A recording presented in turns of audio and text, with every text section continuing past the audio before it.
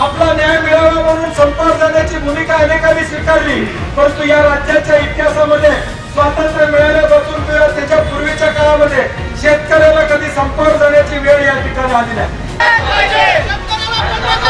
ज्या छत्रपती शिवाजी महाराजांचं नाव घेऊन तुम्ही या ठिकाणी राज्य करता, त्या छत्रपती शिवाजी महाराजांचा इतिहास जरी वाचला तरी तुम्ही कर्जमाफीचा निर्णय लवकर या ठिकाणी घेतला असता। शेतकरी दादांचा 100% कर्जमाफी, 100% कर्जफेड करणाऱ्या शेतकऱ्यांना न्याय, 100% कर्जफेड करणाऱ्या शेतकऱ्यांना न्याय। हे भाजपवाले हे असं सहजासहजी आपल्याला खायला देणार नाहीत।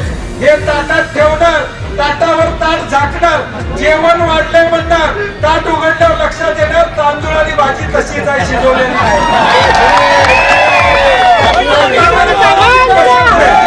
35 वर्षापर्यंत वाटणार जेवण वाढले आपल्याला, आज 30 परिस्थिती आमची झाली। 100% कर्जमाफी, 100% कर्जमाफी। आमची मागणी एवढीच आहे की ज्याला प्रामाणिकपणे कर्ज फेडलेलं आहे त्याला किमान 50,000 रुपये सरसकट मिळाले पाहिजे, ही आमची भूमिका या ठिकाणी आहे।